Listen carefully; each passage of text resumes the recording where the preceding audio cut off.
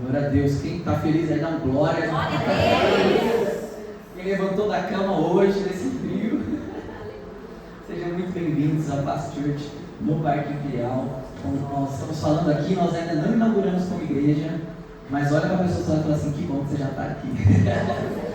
Que bom que você já está aqui. Deus já tem nos fortalecido, nos enchido aqui de fé, da sua palavra, da sua presença. E é um privilégio nós estarmos aqui. Meu nome é Gabriel Mesquita, estou aqui cooperando com o Espírito Santo nessa igreja, junto com tantos irmãos aqui em fé também. Amém, meus irmãos, vocês estão felizes? Amém. Vocês estão felizes? Amém. E Jesus está feliz com vocês? Amém. Estão aprendendo, né? Estão aprendendo a falar mais alto, né? Glória a Deus. Nós estamos aqui em uma série, onde nós estamos aprendendo a respeito e relembrando, na verdade, a respeito dos efeitos do Evangelho. Quem estava aqui semana passada, glória a Deus, recebeu uma palavra poderosa a respeito disso, e hoje nós vamos continuar a respeito dos efeitos do Evangelho na nossa vida. O que muda quando nós recebemos o Evangelho de Cristo Jesus? Eu não sei quanto tempo você tem de cristão, quanto tempo você tem que você aceitou a Jesus, mas às vezes, conforme vai passando os anos, nós vamos nos acostumando. É igual, por exemplo, eu nunca tive piscina em casa, né? E aí, quando eu me mudei para apartamento, o apartamento tem aquelas coisas de condomínio, né? Então tem academia lá dentro, aí você fala assim: não, vou mudar para cá porque vai ter academia, eu vou treinar todo dia, tem uma piscina ali, eu vou nadar todo dia. A primeira semana você já não tem aí, existe, né? Você só sabe que existe, mas você não entra porque você se acostuma com aquilo. É a mesma coisa, minha esposa, ela quer muito morar no litoral, é o sonho dela, assim: eu vou abrir a igreja lá no litoral, gente, quem topa? Vamos descer pro litoral? Vamos descer pro litoral. Ela falou assim: não, porque eu amo praia, imagina, final da tarde na praia. Eu falei: não, com certeza, na primeira semana a gente já se acostumou com praia. Só que não pode ser assim com o Evangelho, com o reino de Deus. E às vezes nós tratamos o reino de Deus da mesma medida. Quando nós aceitamos ao Senhor, tudo muda. Nosso coração queima, os nossos olhos se abrem. Conforme vai passando os anos, aquilo parece que vai entrando em algo natural. E a gente vai se esquecendo dos efeitos do Evangelho na nossa vida. E a ideia dessa série que nós estamos falando, começou semana passada e não vai terminar hoje, é para relembrar isso. Eu sei que você já tem vivido grandes coisas a partir do momento que você recebeu o Evangelho na sua vida. Eu tenho certeza que você já pode me dizer coisas que o Senhor já tem feito na sua vida desde quando você recebeu esse Evangelho pela primeira vez. Eu sei que é um processo que nós estamos em contínua mudança, certo? Nós estamos em um contínuo conhecer a Deus e realmente conhecê-lo mais profundamente. Só que desde o primeiro momento que nós recebemos esse Evangelho, ele já produz algo em nós.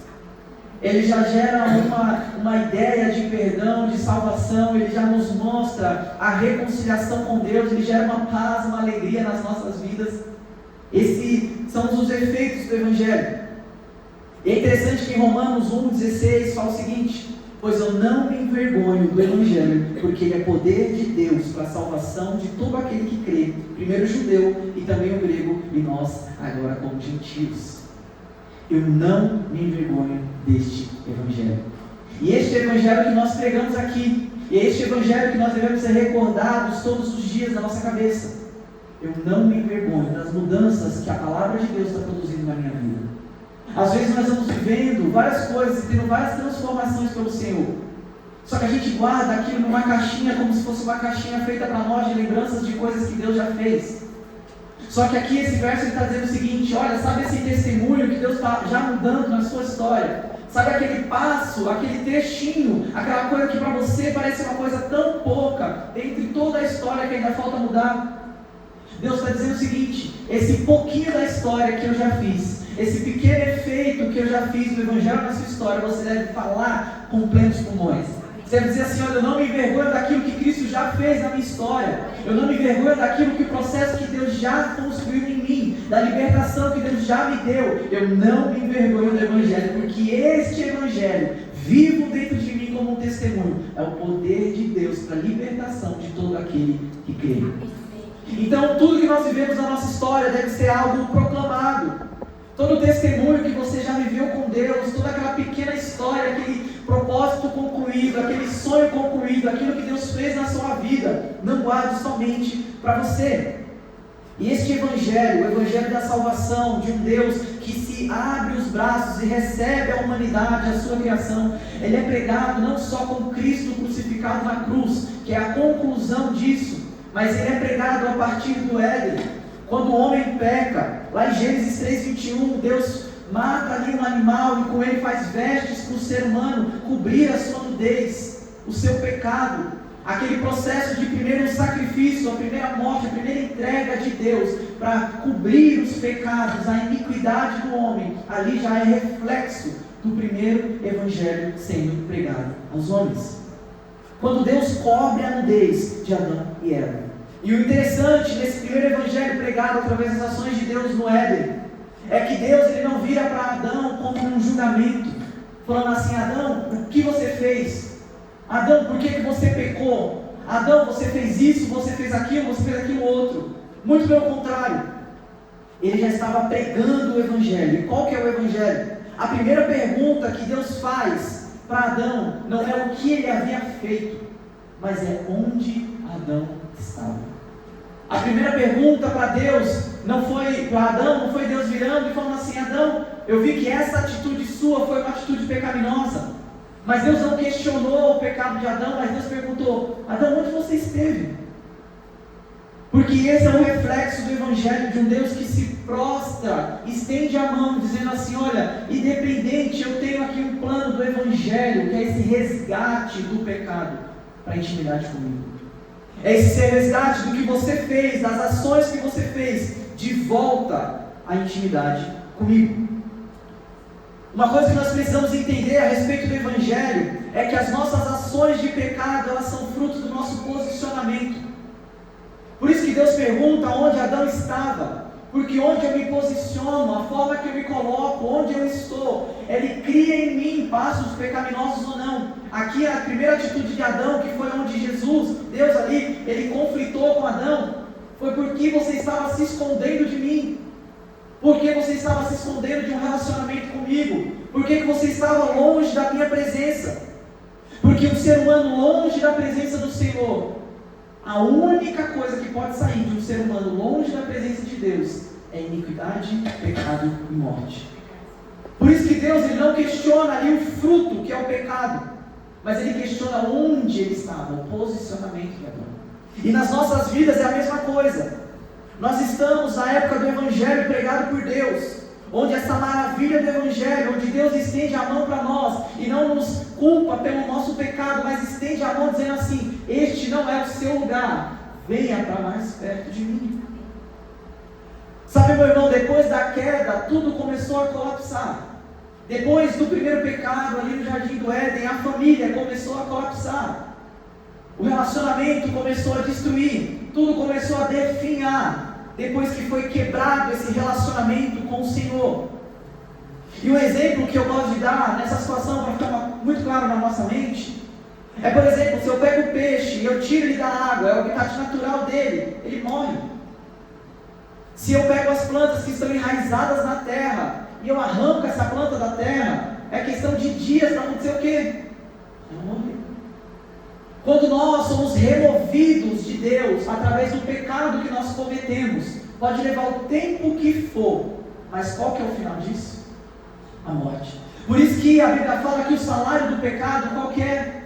A morte. Não é como se Deus estivesse lá de cima jogando a morte sobre você porque você fez algo errado. É porque simplesmente o resultado, o salário do caminho que você escolheu de distância do relacionamento com Deus é: eu estou longe daquele que me gera vida, eu estou longe daquele que endireita os meus caminhos, eu não posso esperar um fruto diferente daquilo onde eu estou localizado, posicionado, que é na presença do Senhor.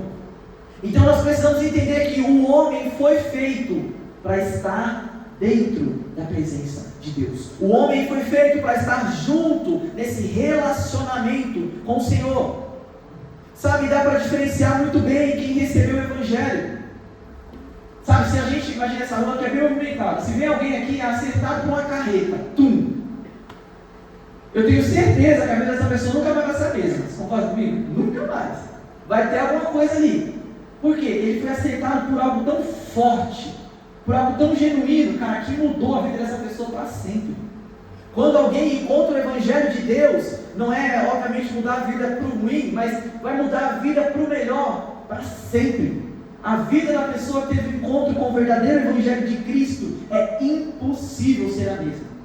É como se fosse essa carreta do amor de Deus nos tocando e nos levando para o centro da sua vontade.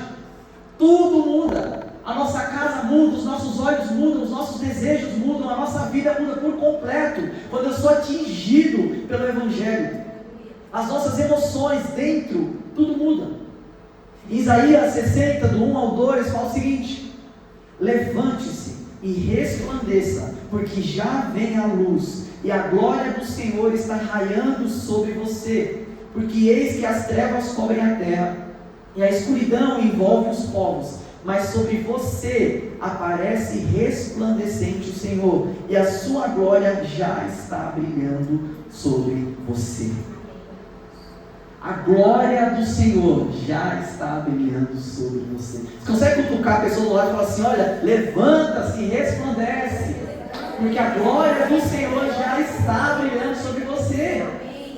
É uma promessa de Deus. Tem outro lugar que fala o seguinte: pois a vereda do justo é como a luz da aurora, que vai brilhando mais e mais até ser dia perfeito. O que significa? A vereda de um caminho, o caminho de uma pessoa que caminha com o Senhor, que busca intimidade com Deus, é como a luz da aurora. O que é a luz da aurora? Começa como um breve amanhecer somente. Começa como algo muito singelo, algo muito escuro, mas lá no fundo, eu amo ver amanhecer, gente. Me convidem. Como lá no fundo já começa a clarear, até ser dia perfeito, dia claro, meio-dia. Assim é a luz da aurora, assim é a vereda do justo, assim é aquele que caminha na intimidade com o Senhor. A vereda do justo é como a luz do amanhecer, que vai brilhando mais e mais até ser dia perfeito. Essa é a promessa de Deus para mim e para você.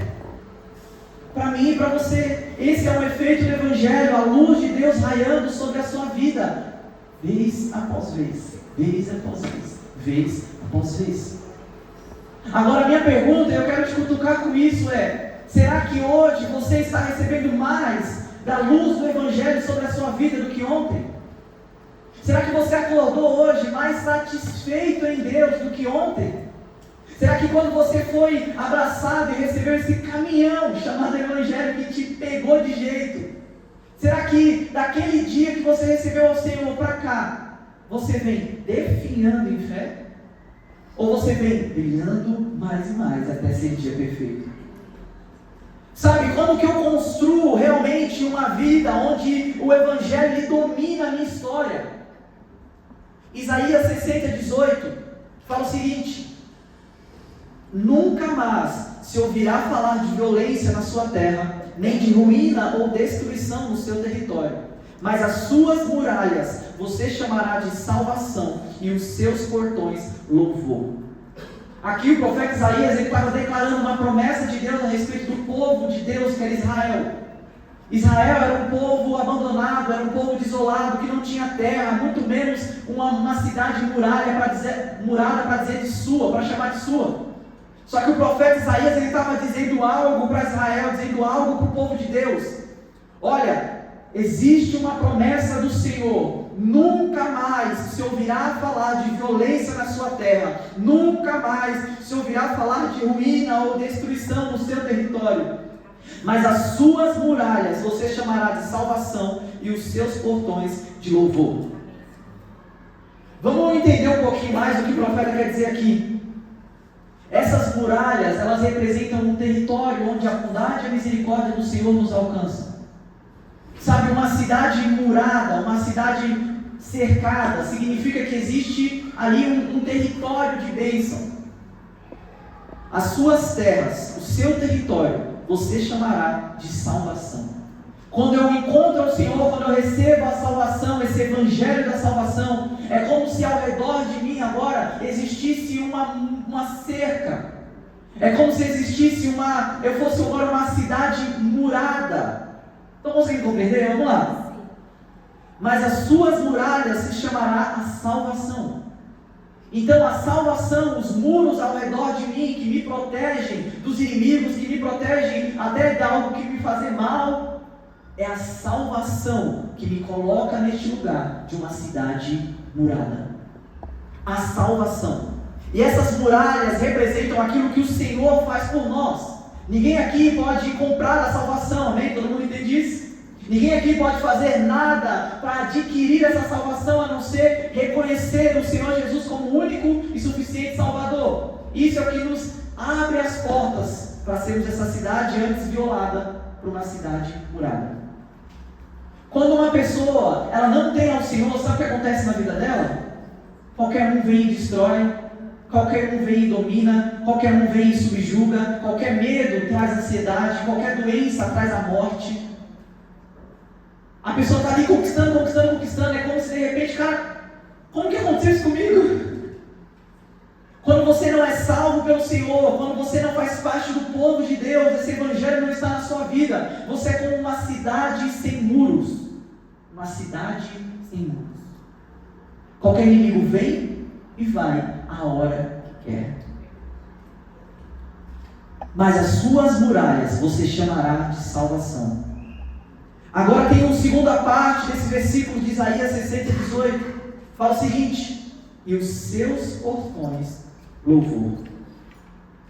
Enquanto que as muralhas que Deus constrói ao redor de você para te proteger são chamadas salvação, algo que você não tem como conquistar isso à força, é algo que Deus faz.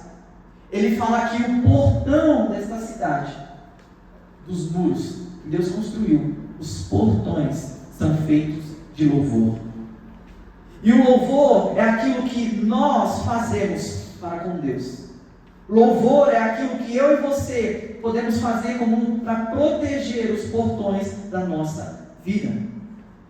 Salmos 24, do 7 ao 10, fala o seguinte: levantem as suas cabeças, ó portas, levantem-se, ó portais eternos, para que entre o Rei da Glória. Quem é o Rei da Glória? O Senhor forte e poderoso, o Senhor poderoso nas batalhas. Levante as suas cabeças, ó portas, levante-se, ó portais eternos, para que entre o Rei da Glória. Quem é esse o Rei da Glória? O Senhor dos exércitos, Ele é o Rei da Glória. Aqui esse salmo está dizendo o seguinte: é um salmo de exaltação ao Senhor. Ó portais eternos, que abram, que se levantem, porque lá vem através desses louvores o Rei eterno, o Senhor dos exércitos, o Rei da Glória. É um salmo de louvor a Deus, que expressa o seguinte: na adoração, no meu louvor, o que passa pelos portais da minha vida é o Senhor dos exércitos. Levante-se. O Senhor dos exércitos, Ele é o Rei da Glória. A vida de louvor do cristão é um convite para o Rei da Glória entrar por esses portais. Agora, desenhe comigo o seguinte: eu aceitei a Cristo, agora eu estou com uma cidade murada chamada salvação. Ao redor de mim, tudo que contempla a bondade e a misericórdia de Deus, as promessas do Senhor se cumprindo na minha vida. Esses muros ao meu redor me trazendo segurança. A palavra fala que agora existem portas nessa cidade murada, ok? Essas portas ele chama de louvor. Uma porta, por que significa uma porta? Vamos lá. Porta, se eu coloco aquela porta ali, ela vai inibir, então só entra ou sai quem eu quero. Você concorda comigo? Uma porta da minha casa, ela só direciona o seguinte: olha, aqui não entra qualquer estranho, né? Eu preciso abrir essa porta. Eu preciso dar abertura para que entre dentro da minha casa quem eu desejo. Por isso que até existe chave, né? Eu tenho uma grande dificuldade com chave, gente. Eu perco chave o tempo inteiro. Esses dias eu deixei a chave até do lado de fora de casa. Acordei de noite, as crianças gritando: ô tio, a chave está do lado de fora. Tenho problema com isso. Mas as portas existem para isso. Opa, existe um lugar dentro do meu território que só entra quem tiver o acesso, ou quem eu abrir para isso. Então vamos lá. Nunca mais existirá destruição no seu território. Nunca mais você, uma vez que encontrou a salvação, encontrou o Senhor, agora você é uma cidade murada. Deus fala o seguinte: as suas portas têm um nome chamado louvor. Quem você louva, quem você adora, está chamando para dentro dessa cidade murada, ou o Senhor dos Senhores, o Rei dos Reis. Ou o que você atua com a sua boca, o que você declara, o que você louva, aquilo que você dá exaltação, está trazendo para dentro dessa cidade murada também um inimigo da sua vida. Você consegue entender que tanto quando eu uso a minha vida para glorificar os portões da minha vida, para glorificar e louvar o nome do Senhor e dizer assim: Ele é o Rei da Glória. Quem é o Rei da Glória? Abram a portais eternos, está entrando agora o Rei da Glória na minha vida. A mesma força, a mesma autoridade eu tenho para dentro dessa cidade murada, que Deus me chamou de salvação, abrir as portas através de um espírito de murmuração, de infelicidade, dizendo o seguinte: entre também inimigo da minha alma, entre também inimigo da minha vida, e destrua aquilo que está murado aqui dentro. Com a mesma autoridade, eu abro a porta para o inimigo entrar, ou eu abro a porta para o Rei dos Reis entrar. Sabe, tem uma coisa que eu quero frisar aqui, o seguinte: Deus entra através dos louvores do seu povo na sua própria vida. Então o inimigo ele entra através da murmuração. Se Deus habita no meio dos louvores do seu povo, quem habita no meio da murmuração? Quem se alimenta dessa murmuração? Sabe, tem alguns cristãos que eu acompanho às vezes assim, eu olho de longe, não nessa igreja, gente, não nesse país, em outro lugar do mundo, mas tem cristão que eu olho e parece que, ao invés de estar a luz da aurora brilhando mais e mais até ser dia perfeito, essa pessoa está de caos em caos até ser destruição perfeita. Eu falo assim: meu Deus do céu, meu Deus do céu, como que você está sendo tão destruído dia após dia?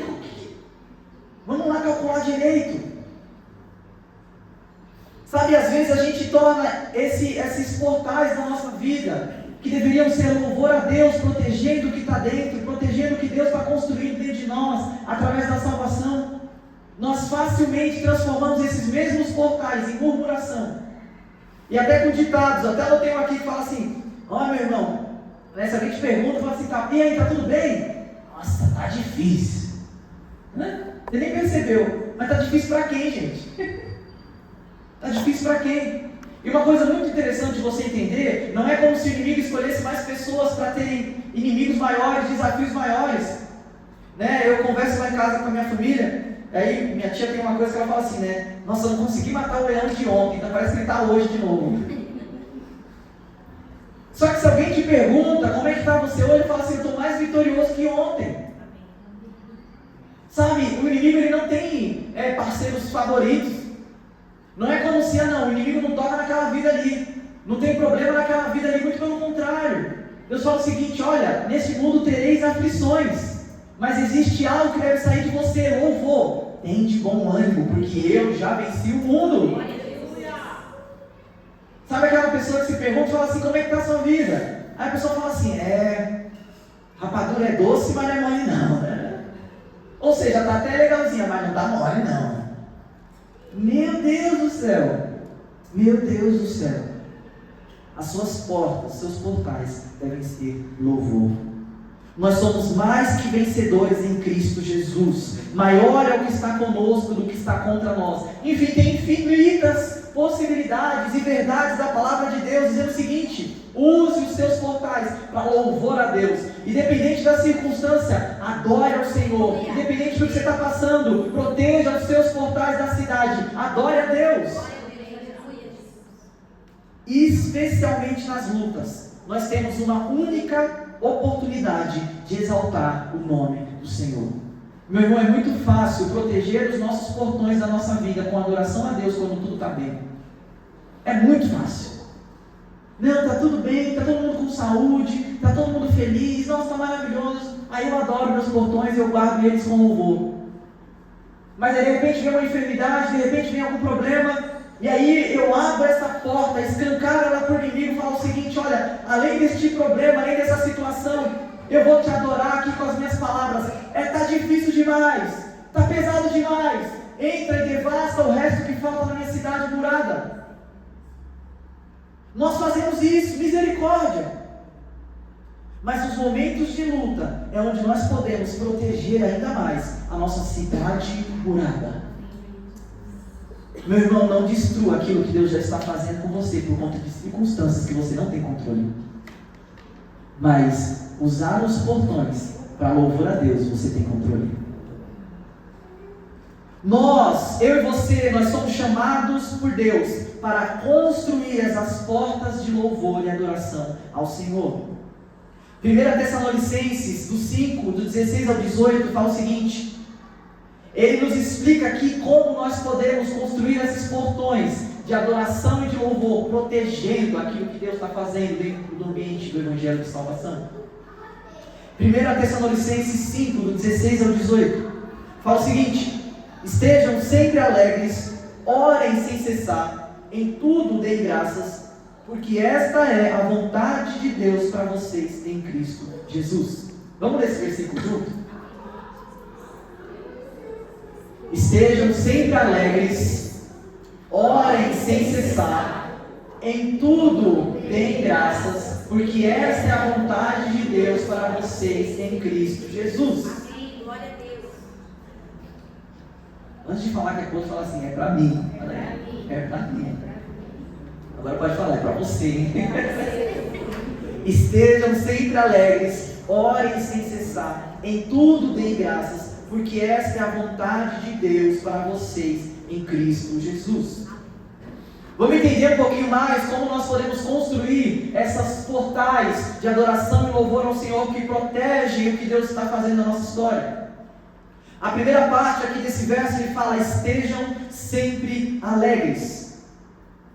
Sabe, aqui essa alegria que o Senhor está nos chamando para ter não é uma alegria movida por circunstâncias, mas é uma alegria do Senhor na nossa vida e na nossa história. É a alegria da salvação, é a alegria porque nós reconhecemos o Senhor e agora nós temos libertação e vida eternamente. Isaías 61:10 fala o seguinte: eu tenho grande alegria no Senhor, a minha alma se alegra no meu Deus, porque me cobriu de vestes de salvação e me envolveu com manto de justiça. Como noivo se adorna de turbante, como a noiva que se enfeita com suas joias. Meu irmão, a alegria humana, o ser humano, nunca foi feito para a sua alegria estar alicerçada, estar amarrada a circunstâncias, a bens materiais, a coisas. A satisfação, o lugar de alegria do ser humano foi por estar conectado à presença de Deus. A alegria humana nunca foi feita para ser ancorada em bens e em situações temporárias. Mas o estar sempre alegre aqui só pode ser ancorado e enraizado naquele que é imutável, que é Cristo. Então, se eu desejo realmente cumprir essa vontade de Deus, que é estar sempre alegres, a nossa alegria não deve estar no carro melhor, na vida melhor. Tudo isso é maravilhoso e são coisas que Deus nos proporciona, glória a Deus. Mas ele está dizendo o seguinte: a sua alegria, a sua satisfação deve estar na salvação do Senhor. A minha alma se alegra no meu Deus, porque me cobriu de vestes de salvação. A nossa alegria, ela deve estar ancorada no Senhor. A alegria humana, ela foi desenhada para estar na presença de Deus. A salvação é a mensagem da verdadeira alegria humana. Por isso que Davi, em Salmo 51:12, fala o seguinte: Davi não vira para Deus e ora: Deus, restitui as minhas riquezas do meu reino. Senhor, restitui as terras do meu reino. Senhor, restitui a minha casa, a minha família. Davi não ora isso.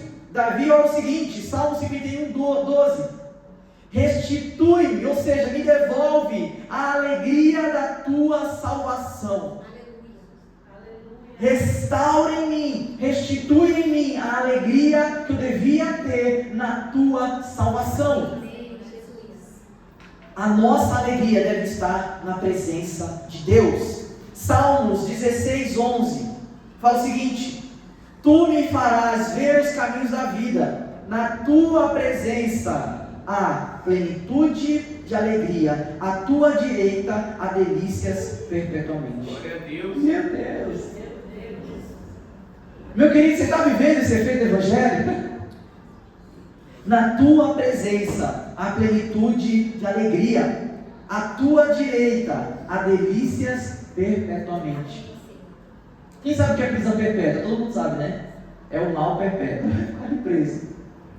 Agora está dizendo que na presença do Senhor, à direita dele, há delícias perpetuamente. Não tem como fugir. Não tem como fugir das delícias do Senhor. Não tem como fugir da bondade do Senhor. Nós lemos aqui, agora no momento da generosidade: certamente, bondade e misericórdia do Senhor me seguirão todos os dias da minha vida, e eu estarei com o Senhor para sempre. É uma promessa de Deus. À tua direita há delícias perpetuamente. Quem consegue compreender que esse é um estilo de vida, de louvor e adoração a Deus, meu irmão, vive nisso. Vive nisso. Sabe, muitas pessoas me perguntam: Gabriel, eu nunca vi você assim, meu Deus do céu, atribulado com alguma coisa. Tem duas coisas aí. Primeiro é que eu sou meio cuca fresca mesmo. Segundo é: eu sou alvo da bondade e misericórdia do Senhor. Quando eu compreendo que bondade e misericórdia do Senhor certamente me seguirão todos os dias da minha vida, o que vai me destruir? Quem que é potestade, nudez, pobreza, riqueza? Quem tem essa capacidade? Ninguém. Ninguém. Provérbios 17:22 fala o seguinte: o coração alegre é bom remédio, mas o espírito abatido faz secar os ossos. Aqui eu queria trazer para vocês esse entendimento. Aqui primeiro a palavra de Deus, como sempre, ela nos fala a verdade, aí vem a ciência anos depois, para falar assim: ah, é verdade mesmo. A palavra de Deus nos diz o seguinte: um coração alegre, uma pessoa satisfeita, uma pessoa feliz, é um bom remédio, mas um espírito triste, abatido, faz secar os ossos, ou seja, adoece. A alegria, ela produz uma saúde física real. Segundo a ciência, eu quero ler para vocês alguns aspectos disso. Obviamente, o mais importante, nós somos guiados pelo que a palavra fala, que é o que eu falei aqui já. Mas olha o que a ciência nos diz hoje, isso é comprovado. Para a nossa saúde, pessoas com emoções positivas geram mais anticorpos e uma célula chamada NK, que combate diretamente vírus e tumores na vida do indivíduo. Rir por 15 minutos já aumenta as células de defesa do organismo por até 12 horas. Meu Deus! Meu Deus!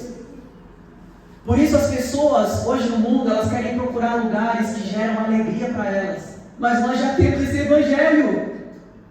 Nós já temos a maior alegria. Nós já possuímos, nós não precisamos aí de embriaguez, nós não precisamos de prostituição, porque nós temos a melhor alegria, nós temos a melhor satisfação, amém? Nós já temos.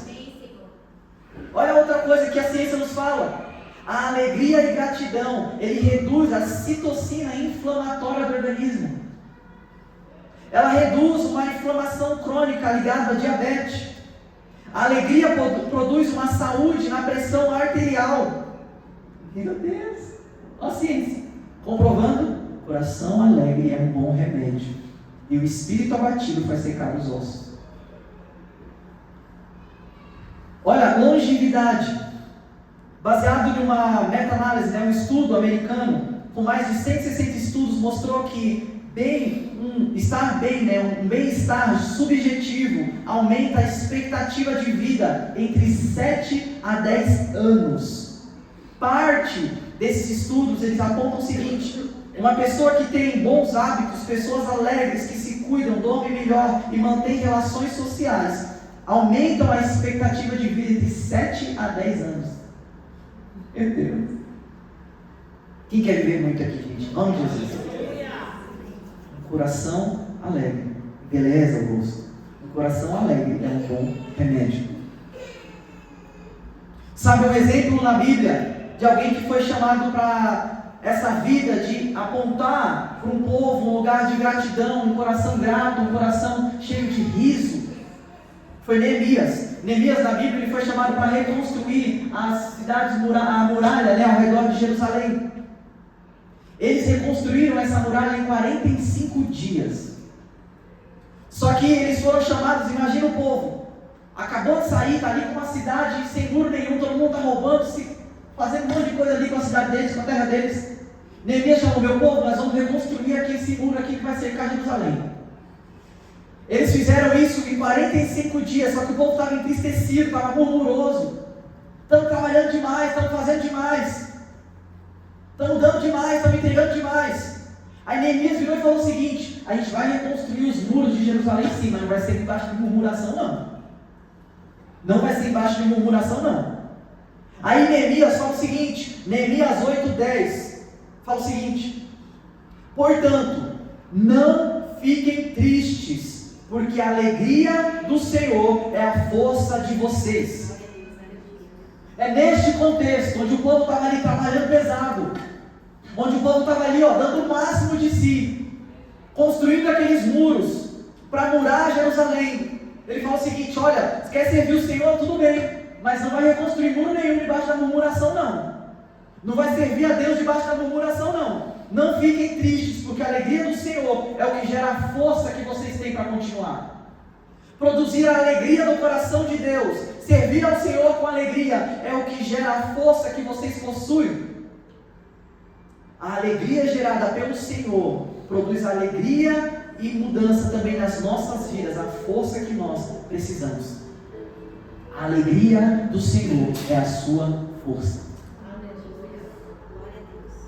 Vira para a pessoa e fala assim: então muda essa cara aí. Muda essa cara aí. Aqui tem uma coisa muito interessante que não tem a ver com personalidade, mas tem a ver com o evangelho que nós recebemos. Tem muita gente que fala o seguinte: não, minha cara é fechada mesmo.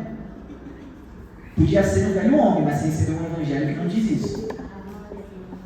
Ah não, meu Deus do céu, eu só sei estourar, eu só sei explodir. Podia ser um homem caído, mas você recebeu Cristo agora. Existe um novo homem. Você entende? Não tem a ver com personalidade, mas tem a ver com compreender um princípio. Minha cidade agora é morada com salvação. Através da salvação, Deus está derramando proteção, Deus está cumprindo as promessas dele na minha vida. Se eu abro a minha boca para murmuração, para crítica, para entristecimento, além de entrar por essa porta, as enfermidades, entra também o inimigo, destruindo aquilo que Deus está construindo na minha vida. Mas os seus portões serão chamados louvor, amém? Amém. Pode virar para a pessoa do lado e falar assim: vamos rir? Vamos rir? Gente, aqui eu tenho um grande problema. Eu não sou uma pessoa que tem que contar piada, né? Então você não vai ver eu fazendo isso. Gostaria, mas eu não preciso. Você também não precisa, porque nós temos o Evangelho. Nós temos a alegria da salvação. É um efeito do Evangelho. Segundo ponto: estejam sempre alegres, orem sem cessar. Orem sem cessar aqui, a palavra não está dizendo nesse tempo que nós reservamos para um tempo sozinho com Deus, que nós temos de devocional, né? Ah não, estou no meu secreto, estou no meu quarto antes de eu começar o dia. Não é disso que a palavra de Deus está dizendo. Orem sem cessar. Mas está dizendo o seguinte: a sua mente deve o tempo inteiro estar conectada com o Senhor, com os pensamentos de Deus a respeito das situações e circunstâncias. Não é como se você fosse passar o dia inteiro de joelhos orando. Não é isso que a Bíblia está dizendo. Ela está dizendo o seguinte: que os seus pensamentos, vez após vez, devem ser conduzidos à verdade do Evangelho de Deus. A verdade do Evangelho de Deus. A mente humana, isso também é comprovado, ela tem uma tendência natural ao pessimismo. Você sabia disso? A mente humana, ela tem uma tendência natural a ser pessimista. Agora, como eu coloco esses meus pensamentos alinhados com orar sem cessar, ou seja, entregar diante de Deus tudo? Olha que informação interessante. Olha que cenário. Imagina que eu estou na minha casa, tive uma discussão com a minha esposa ali, e aí cada um vai para um canto. Quando você tem esses momentos de perturbação, né, aconteceu alguma circunstância ali, quais são os pensamentos que entram na sua mente? Você começa a falar um monte de coisa. Aquela mulher daquele jeito, por que ela falou daquele jeito, por que ela não mandou mensagem daquele lado? E começa a construir um cenário, um monstro. Não é verdade, gente? Começa a construir aqui. Não.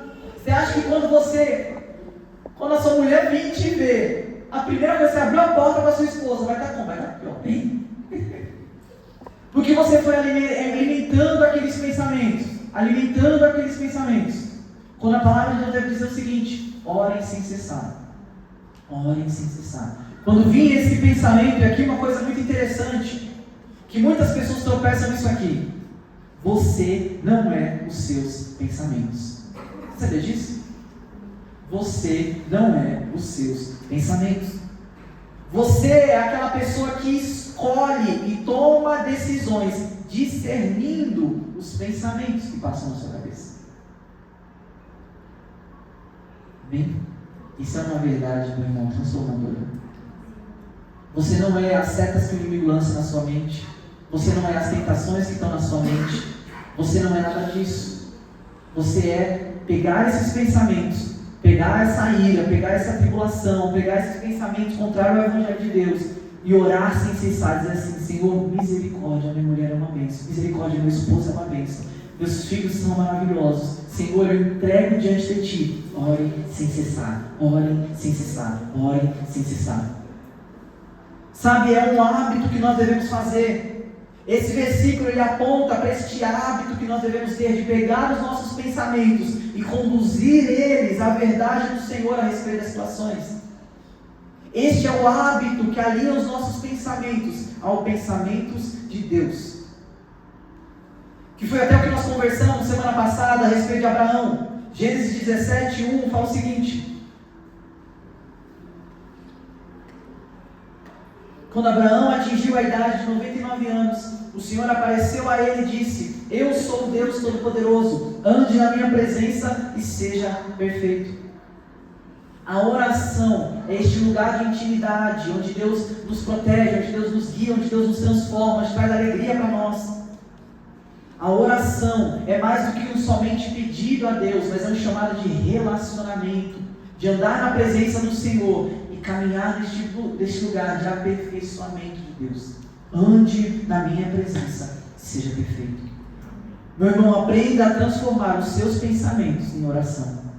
Aprenda a transformar os seus pensamentos em oração. Por último aqui, em tudo deem graças, porque essa é a vontade de Deus para vocês em Cristo Jesus.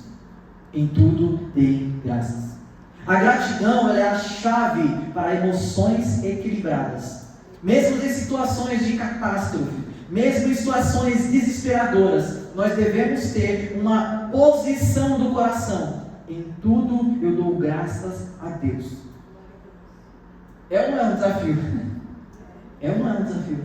Vamos ser sinceros. Só que aqui, meus irmãos, Deus está nos ensinando a como construir essa porta de louvor que protege as nossas vidas em qualquer situação. Como nós construímos esses portões que protegem o que Deus está nos dando através do Evangelho da Salvação. Estejam sempre alegres, orem sem cessar, e em tudo deem graças, porque esta é a vontade de Deus para vocês. Gratidão é uma arma para vencer as batalhas que nós temos, tanto físicas como espirituais. A gratidão vence batalhas espirituais. Sabe, uma observação que eu gostaria de fazer aqui é o seguinte: tem muitas pessoas que elas são experientes em batalha espiritual. Experientes. O que significa isso? A pessoa sabe o nome do demônio, sabe como ele atua, sabe como ele faz, sabe que aquilo ali é uma macumba, sabe que como desfaz aquela macumba. Aquela macumba é para tal coisa, aquele negócio faz tal coisa. Tem gente que é especialista em batalha espiritual. Tem gente que sabe o próximo passo que o diabo vai dar. Só que, meu irmão, nós não fomos chamados para sermos especialistas em diabo.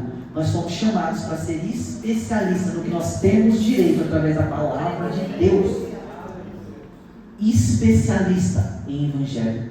Especialista no reino de Deus. E aqui eu quero encerrar com isso, tem um ponto muito interessante. Em 1 Coríntios 10, do 25 ao 29, 1 Coríntios 10, do 25 ao 29. Aqui, na época de Paulo, acontecia uma coisa muito interessante. Existiam vários deuses que eram oferecidos como animais que eram oferecidos como sacrifício a vários deuses. Então, as pessoas daquela época tinham vários deuses que eles serviam. Então, eles sacrificavam animais de manhã, e à tarde eles estavam vendendo partes daquele animal sacrificado lá na feira. É como se a gente fosse uma açougue e falasse assim, dá 1 quilo de colchão duro, me dá 1 quilo de colchão mole. A mesma coisa aqui. Só que o que acontecia? Muitos desses animais sacrificados ali já tinham sido oferecidos a deuses. E aí você ia no mercado, comprava um animal, ficava sacrificado a um outro deus. Hoje, em nome de Jesus, nosso açougue está livre, né? Mas era o cenário de Paulo ali na época. Os animais que as pessoas compravam ali para se alimentar, já possivelmente eram sacrificados a outros deuses. Aí Paulo fala o seguinte, 1 Coríntios 10, do 25 ao 29. Comam de tudo o que se vende no mercado, sem questionamento algum por motivos de consciência, porque do Senhor é a terra e a sua plenitude, ou seja, tudo que nele existe. Se alguém que não é crente convidá-los para comer, e você quiser ir, comam de tudo o que for posto diante de vocês, sem questionamento algum, por motivo de consciência. Porém, se alguém disser a vocês, isso aqui é uma coisa sacrificada a ídolo, não comam, por causa daquele que deu a informação e por motivo de consciência. Consciência, digo, não da sua, mas do outro. Olha que interessante. Vamos desenhar um pouquinho mais isso aqui. Tem muita gente, muito cristão, que fica aprisionado no que o diabo está fazendo na vida dele. O diabo está me destruindo, o diabo tem poder de fazer aquilo, tem poder de fazer aquilo outro. Aqui Paulo está dando uma correção à igreja, dizendo o seguinte: esses deuses sacrificados, esses animais que são sacrificados a ídolos, esses deuses são falsos deuses, eles não valem de nada. Eles não têm atuação e poder nenhuma na vida do cristão. E aí ele vai mais além. Compram tudo que tem no mercado, sem questionamento, sem saber, não precisa se preocupar. E vamos além. Se mesmo assim, imagina que a gente pega uma macumba ali no canto. Na outra igreja já passou por isso algumas vezes. Pega a macumba ali no canto. Gente, eu não estou indicando ninguém fazer isso. Misericórdia, tá vendo? Pega o frango ali e fala assim, vamos, hoje vamos comer um frango assado aqui, ó, a macumba que tem aqui no canto. Aí eu levo para casa para me alimentar. Não é isso que eu estou dizendo. Só que mesmo nessa situação, veja comigo, é um animal que foi oferecido como sacrifício a outros deuses. Paulo está dizendo o seguinte: portanto, do Senhor é a terra e a sua plenitude. Se alguém que não é crente convidá-los para comer e vocês quiserem ir, comam de tudo o que for posto diante de vocês, sem questionamento algum por motivo de consciência. Opa, minha consciência ou a consciência da pessoa que me convidou? Fala o seguinte: porém, se alguém disser a vocês, então vocês foram convidados, e descobriram que o alimento que vocês estão comendo ali foi oferecido a outros deuses, ele fala o seguinte: se alguém disser a vocês, isto é coisa sacrificada a ídolo, não coma. Opa, porque o diabo é poderoso, não vou comer porque, meu Deus do céu, vai me destruir. Não vou comer porque vai atuar na minha vida, vai começar a mexer comigo, meu Deus do céu. Não. Paulo fala o seguinte: não comam, por causa daquele que deu a informação, por motivo de consciência. Aí ele fala ainda, consciência eu digo, não a sua, do cristão. Porque a consciência do cristão deve ser: nada entra na cidade murada da salvação. Nada toca na minha vida. Aí ele fala o seguinte: consciência, digo, não a sua, mas a do outro. Então, por preservar a consciência do outro, é que eu me abstenho dessas coisas pecaminosas. Não coma por consciência da outra pessoa, Porque o Deus mesmo não tem atuação alguma na vida de um cristão. Alguém que está nessa cidade murada, chamada salvação, e está com os portões blindados de louvor. Para ficar ainda mais claro, em 1 Coríntios 10, do 30 ao 31, 1 Coríntios 10, do 30 ao 31, fala o seguinte: se eu participo com gratidão, porque sou criticado por causa daquilo que dou graças, portanto, se vocês comem ou bebem, façam qualquer coisa, façam tudo para a glória de Deus. A mesma coisa. Se eu participo com gratidão, ou seja, se eu recebo tudo com gratidão, por que eu sou criticado daquilo que eu dou graças? 1 Timóteo 4, do 4 ao 5. 1 Timóteo 4, do 4 ao 5. Pois tudo que Deus criou é bom. Se é recebido com gratidão, nada é recusável. Por quê? É santificado pela palavra de Deus em oração. A gratidão santifica.